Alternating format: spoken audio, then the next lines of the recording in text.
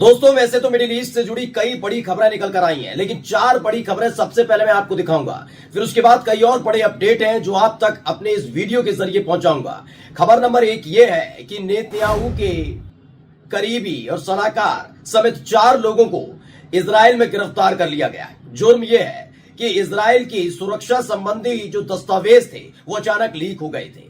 लगातार तलाश चल रही थी कि किसने ये किया और पता चला कि नेतन्याहू के इस सलाहकार ने उन तमाम सुरक्षा संबंधी दस्तावेजों को लीक किया, जिसके बाद सवाल उठने लगा है कि क्या नेतन्याहू का असली दुश्मन हमास, फिलिस्तीन, हिजबुल्लाह, हूती, ईरान नहीं बल्कि खुद नेतन्याहू के करीबी है। खबर नंबर 2 हमारी रहेगी हिजबुल्लाह से जुड़ी हुई। दरअसल हिजबुल्लाह ने जब से अपना सबसे घातक ATGM अपने बारूदी तोपखाने से बाहर निकाला है, तब से ही लगातार आप देख रहे हैं उसका बेइंतहा इस्तेमाल हिजबुल्लाह खासकर उत्तरी इजराइल में कर रहा है। अब ऐसा ही एक जगह उन्होंने वीडियो जारी करके बताया है कि एक ऐसी बिल्डिंग को ATGM के जरिए निशाना बनाया गया जिसमें कई इजरायली सैनिकों के होने का शक हिजबुल्लाह के लड़ाकों को था। तीसरी खबर भी हिजबुल्लाह से जुड़ी हुई है, क्योंकि ATGM जब से उनके हाथ लगाए यानी अपने सुरंग से उन्होंने बाहर निकाला है, उसका खास तौर पर इस्तेमाल उत्तरी इजराइल में हिजबुल्लाह कर रहा है। लेकिन अब इसके बाद एक और अपनी घातक और खूंखार मिसाइल उसने अपनी सुरंग से बाहर निकाल ली है, जिसने पूरे मिडिल ईस्ट में हड़कंप मचाकर रख दिया है। और चौथी जो हमारी खबर है वो सबसे महत्वपूर्ण खबर है, क्योंकि अब तक आपने देखा था कि जब लाल सागर पर इजराइल के तमाम जहाजों को निशाना बनाते हुए हूती लड़ाके उसे समंदर की तलहटी में पहुंचा रहे थे, हमला कर रहे थे, डुबो रहे थे, उस वक्त अमेरिका ने ब्रिटेन के सहयोग से एक ज्वाइंट आर्मी ऑपरेशन किया था लाल सागर में। वो पता लगा कि वो नाकाम साबित हुआ था, लेकिन कल तक अपना दबदबा कायम रखने के लिए अमेरिका जिस तरह से हूती लड़ाकों को आंखें दिखा रहा था, हमला करने की बात कर रहा था, अब वो हूती लड़ाकों से निवेदन कर रहा है, रिक्वेस्ट करने पर उतर आया है। क्या वो रिक्वेस्ट थी, क्या वो अपील थी, और इसके जवाब में हूती लड़ाकों की तरफ से क्या जवाब दिया गया, एक एक खबर इस वीडियो में आपको दिखाने जा रहा हूं। नमस्कार, मैं हूं प्रज्वल गौतम और आप देख रहे हैं the live TV. The live TV, सच सबसे आगे। मैं अपनी इस वीडियो की शुरुआत करूंगा दोस्तों, लेकिन उससे पहले एक छोटी सी अपील आपसे करना चाहूंगा। जो स्क्रीन पर आप QR कोड देख रहे हैं उस पर जितनी संभव मदद हो हमारी मदद कीजिएगा। जी हाँ, बिल्कुल इस बात को हम एक्सेप्ट करते हैं, स्वीकार करते हैं कि आपका प्यार लगातार हम तक पहुंच रहा है, और यही एक वजह है जिसके चलते हमारा जज्बा, हमारा हौसला लगातार बरकरार है, और इसके लिए तहे दिल से शुक्रिया। और अब आपको सीधे बड़ी खबर की तरफ लेकर चलता हूं। सबसे पहले बड़ी खबर जिसका जिक्र मैंने वीडियो की शुरुआत में किया था कि नेतन्याहू के करीबी, नेतन्याहू के सलाहकार को गिरफ्तार कर लिया गया। गिरफ्तारी की वजह जो है जरा इस खबर के जरिए आप समझिए, बड़ी खबर है आज की। इसमें बताया गया है 4 Israelis were arrested in the security leaks case. इसे हिंदी में बताता हूं। बताया गया है सुरक्षा लीक मामले में नेतन्याहू के सलाहकार समेत 4 इजरायलियों को गिरफ्तार किया गया था। क्यों गिरफ्तार किया गया था? क्योंकि इन पर आरोप था कि सुरक्षा संबंधी जो दस्तावेज हैं वो लगातार लीक हो रहे हैं, और अगर ऐसे किसी भी देश की सुरक्षा संबंधी दस्तावेज लीक होते हैं तो इसका मतलब उसकी देश की सुरक्षा व्यवस्था पूरी तरह से चरमरा गई है। मोसाद के नाम पर, कभी किसी और नाम पर लगातार ये पूरी दुनिया को इजराइल कहानी सुनाता रहा, लेकिन जब उनके अपने ही करीबी, उनके अपनी ही देश के सुरक्षा संबंधी दस्तावेजों को लीक करते तो समझिएगा गद्दारी किस लेवल की हो रही है और नेतन्याहू के प्रति कितने वफादार रह गए। खबर क्या है इसमें बताया गया, नेतन्याहू के इजरायली विरोधी गेट्स और लैपिड ने एक संयुक्त भाषण में कहा, एक भाषण दिया गया जो इनके विरोधी विपक्षी पार्टी के नेता है कि नेतन्याहू अपने कार्यालय में सुरक्षा लीक के लिए जिम्मेदार है। जो सुरक्षा संबंधी दस्तावेज लीक हुए उसके लिए कोई और जिम्मेदार नहीं है, बल्कि खुद नेतन्याहू जिम्मेदार है, और उनसे बचने के सभी प्रयासों से उन्हें मदद नहीं मिलेगी। यानी वो लगातार प्रयास कर रहे हैं कि कभी इसको गिरफ्तार कर लो, कभी उसको गिरफ्तार कर लो, जबकि इनसे कोई फायदा मिलने वाला नहीं है। आपको याद होगा अभी एक ड्राफ्ट भी लीक हो गया था जो लेबनान के बीच और इजराइल के बीच का था, क्या होने जा रहा, उसके बाद झूठ बोला जाने लगा ये अब का नहीं है, ये बहुत पुराना है, तमाम चीजें। ऐसे कई दस्तावेज अब तक लीक हो चुके हैं, और ऐसे ही दस्तावेज जब से लीक हुए हैं तब से इजराइल के अंदर हालात और बिगड़े हैं, लेकिन उनकी छवि, नेतन्याहू की छवि न बिगड़े, इसलिए उसे नेतन्याहू को लेकर टेंशन है, इसलिए अब ताबड़तोड़ गिरफ्तारी हो रही है। लेकिन जैसे ही उनके सलाहकार को गिरफ्तार किया गया वैसे ही हड़कंप मच गया है कि उनका अपना सलाहकार ही उनकी ही नाक के नीचे रहकर नेतन्याहू के खिलाफ बड़ी साजिश रच रहा था। क्या इजराइल के खिलाफ ही साजिश रच रहा था क्या? अब देखिए, इसको लेकर एक बयान भी है, पहले मैं बयान आपको सुनवा देता हूं क्या कुछ कह रहे हैं, क्योंकि विपक्षी पार्टी के नेता हैं इजराइल के अंदर, क्या कुछ कहा पहले उनको सुनिए। הפרטים שהותרו לפרסום בימים האחרונים ובשעות האחרונות על הפרשה הביטחונית החמורה בלשכת נתניהו צריכים להחריד כל ישראלי. על פי החשד, אנשי נתניהו פרסמו מסמכים סודיים. तो अलग अलग पार्टी की जो भी मैंने आप जिक्र भी किया, इनकी जो विपक्षी पार्टी के नेता मिडिल ईस्ट आई ने इसे ट्वीट किया है। और जो लिखा है जरा मैं हिंदी में कन्वर्ट करके बता देता हूं, जो वो कह भी रहे हैं। If Netanyahu didn't know then what does he know. इन्होंने सीधे सीधे सवाल पूछ लिया। अब ईरान नहीं पूछ रहा, कोई और नहीं पूछ रहा, इन्होंने पूछा अगर नेतन्याहू को नहीं पता तो उन्हें क्या पता है। आगे लिखा गया है इस ट्वीट में, हिंदी में कन्वर्ट कर रहा हूं। इजरायली विपक्षी नेता येयर लापिड और बेनी गैजेट्स ने इस खबर पर प्रतिक्रिया व्यक्त की कि इजरायली प्रधानमंत्री के कार्यालय ने संभावित युद्ध विराम समझौते को विफल करने के संदिग्ध प्रयास में संवेदनशील दस्तावेज लीक कर दिए हैं। यानी उनका कहना है कि नेतन्याहू किसी भी तरह का कोई भी समझौता ना हो जाए इसको लेकर इतर, क्योंकि इसकी साख पर पट्टा लगेगा और साख पर पट्टा लगेगा तो आगे प्रधानमंत्री बनने का कोई चांस नहीं है। जो बने हुए थे प्रधानमंत्री वो भी कुर्सी छीन ली जाएगी। तो कहा जा रहा है कि एक जो ड्राफ्ट था, जो अंदर खानी चीजें चल रही थी और शांति हो सकती थी मिडिल ईस्ट के अंदर, खास तौर पर लेबनान को लेकर और इजराइल के बीच, उसे जो लीक किया गया वो किसी और ने नहीं बल्कि नेतन्याहू के इशारे पर उनके सलाहकार ने किया है। और अब जब जांच में खुलासा हुआ है तो सलाहकार गिरफ्तार किया गया है। ये 4 लोगों की गिरफ्तारी के बाद इजराइल में हड़कंप है। मैं पहले दिन से कह रहा हूं कि अगर इजराइल के हालात पिछले 1 साल के भीतर देखे जाएं तो नेतन्याहू के खिलाफ पहले कोई आवाज नहीं उठाता था। विपक्षी पार्टी के नेता बोलते थे, लेकिन अब क्या विपक्ष के साथ साथ उनकी पार्टी के खुद के कैबिनेट मंत्री, उनकी पार्टी के नेताओं के साथ साथ जनता आक्रोशित है। उनकी आर्मी जो है इजराइल की, वो भी विरोध पर उतर आती है नेतन्याहू की। तो तमाम चीजें चल रही हैं। अब देखिए दूसरी खबर पर आते हैं जिसका जिक्र मैंने किया था कि वहां क्या हो रहा है, लेकिन उससे पहले यार लैपिड जो है इजरायली अपोजिशन लीडर हैं, उन्होंने एक बहुत बड़ा बयान दे दिया है। उन्होंने नेतन्याहू को लेकर जो कुछ कहा है वो आपको पढ़ना चाहिए। ये लैपिड कहते हैं, ये भी ट्वीट किया गया है फोटो रेसिस्टेंस की तरफ से। ये पर लैपिड इजरायली विपक्षी नेता, नेतन्याहू की कैबिनेट हर बात में झूठ बोलती है। क्या क्या झूठ बोलती है इन्होंने बताया। और हम अर्थव्यवस्था, सुरक्षा और युद्ध की वास्तविक स्थिति नहीं जान सकते। उन्होंने कहा झूठी कहानियां सुनाने का उद्देश्य है कि दस्तावेजों में हेराफेरी की जा सके और वो ऐसा करेंगे।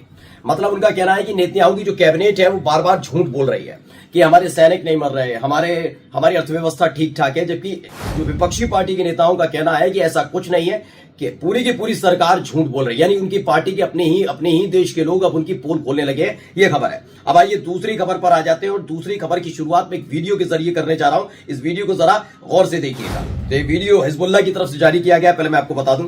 और इस तकरीबन 3 मिनट का वीडियो, पूरा वीडियो नहीं दिखा पाएंगे, लेकिन शुरुआत यहां से देखिए। एक आदमी बिल्डिंग की तरफ भागता हुआ, बिल्डिंग के अंदर आना जाना लगातार चल रहा है। 2 सर्कल बने हुए हैं, इसको बहुत गौर से देखिएगा। आंख झपकेगी, खेल खत्म हो जाएगा। देखिए अचानक 3-4 ये जो आपको सर्कल दिख रहा है ना, इसके जरिए बताया जा रहा है कि कुछ लोग वहां पर मौजूद है। कौन लोग हैं अभी मैं बताता हूं आपको, लेकिन फिलहाल पूरा टारगेट सेट है। और टारगेट सेट के दौरान देखिए एक छत पर भी व्यक्ति नजर आता है, इसको भी दर्शाया गया है। झंडा देखिए, अब समझ गए, झंडा देखकर आप समझ गए होंगे कि कौन लोग हैं इस छत पर। इजराइल का ये झंडा है, अचानक से लहराया जाता है, ये लहराया जाता है और इसके थोड़ी देर बाद इसमें आप आगे जाकर देखेंगे तकरीबन 3 मिनट की ये वीडियो, कई और लोग भी नजर आते हैं वहां पर। और देखिए एक हमला, दूसरा हमला और ताबड़तोड़ हमले होते हैं। देखिए बहुत सारे हमले, वीडियो के आखिर में आप जाकर देखते हैं तो बहुत सारे हमले और धुआं धुआं हर तरफ नजर आता है। दरअसल इस वीडियो के बारे में पहले मैं आपको बता देता हूं हुआ क्या है। इसे हिजबुल्लाह की तरफ से जारी किया गया और क्या दावा किया गया।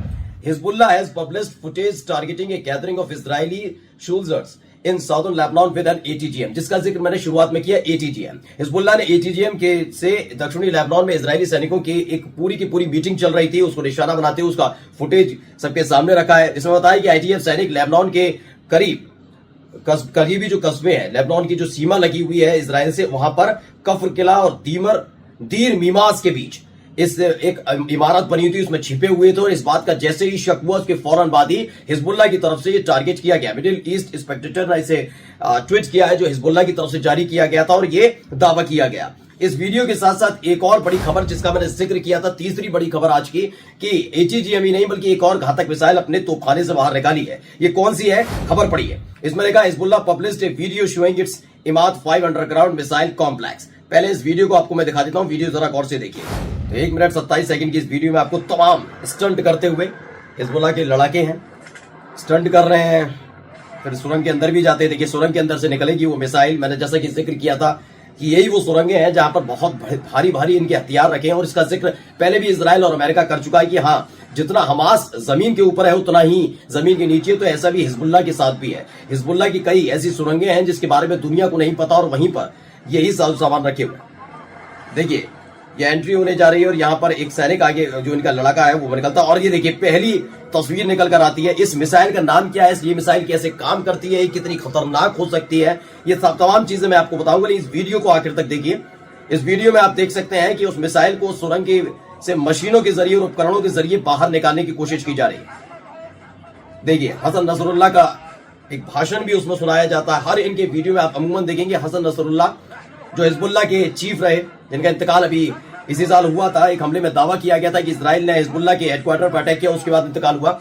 उनका ये भाषण पीछे वॉइस ओवर के तौर पर सुनाई दे रहा है और ये पूरी मिसाइल बाहर आती है। अभी मिसाइल क्या है कि उसके बारे में थोड़ा मैं बता देता हूं। देखिए इसी को हिजबुल्लाह की तरफ से बताया गया है कि हिजबुल्लाह ने अपनी इमाद 5 जो अभी तक अंडरग्राउंड थी मिसाइल, उसे बाहर निकाल लिया और उसका बाकायदा वीडियो भी जारी किया है। इमाद 4 के तरह ही ये पूरे परिसर में हिजबुल्लाह का जो अंडरग्राउंड है ना बंकर है वहां पर रखी गई थी। ये रीड टू गो लॉन्चर की सुविधा से लैस है, यानी ये सटीक निशाना लगाने में बहुत सक्षम है और उसमें इतना बारूद भरा हुआ है कि अगर ये जहां गिरती है वहां बहुत बड़ी तबाही देखने को मिलती है। ये इमाद 4 के बारे में इजराइल भी जानता है और आसपास के जो उसके अपने एंटी हैं जो भी हिजबुल्लाह के, वो जानते हैं कि इमाद 4 इनके पास सबसे घातक, लेकिन उसका लेटेस्ट वर्जन अगर सामने आ जाता है तो अपने आप में डरा देने वाला है।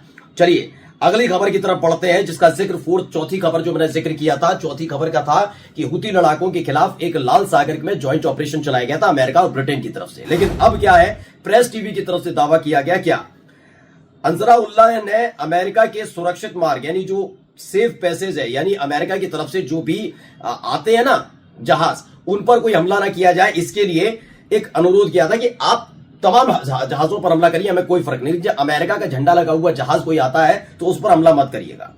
उन्होंने कहा कि उस अनुरोध को खारिज कर दिया और तनाव बढ़ने के खिलाफ चेतावनी दी। उन्होंने कहा है कि पहली बात तो हम आपका कोई अनुरोध मानने के लिए तैयार नहीं, क्यों, क्योंकि आप लगातार अब भी इजराइल को सपोर्ट कर रहे हैं। दूसरा उन्होंने कहा करना है तो हम तो पहले भी कह चुके हैं कि फिलिस्तीन के अंदर, गजा के अंदर शांति लाइए, वो आप ला नहीं रहे। इस आधार पर पहली बात तो हम आपका कोई भी अपील मानने के लिए तैयार नहीं है और ये चेतावनी, ये धमकी मत दीजिएगा कि इस क्षेत्र में तनाव बढ़ जाएगा, क्योंकि अभी 4, 5, 6 महीने नहीं बीते हैं जब आप और आपकी दोस्त ब्रिटेन की सेना, ये नेवी जो आई थी वहां पर जंगी जहाज के बेड़े लेकर, उन्होंने हमला भी किया था हमारी राजधानी पे, फिर भी क्या हुआ, कुछ असर नहीं पड़ा। तो ये साफ कहा गया। सना से अब्दुल लतीफ अल वाशली की रिपोर्ट की गई प्रेस टीवी की तरफ से, उन्होंने बताया कि हुती लड़ाकों ने साफ साफ जवाब अमेरिका को दे दिया है।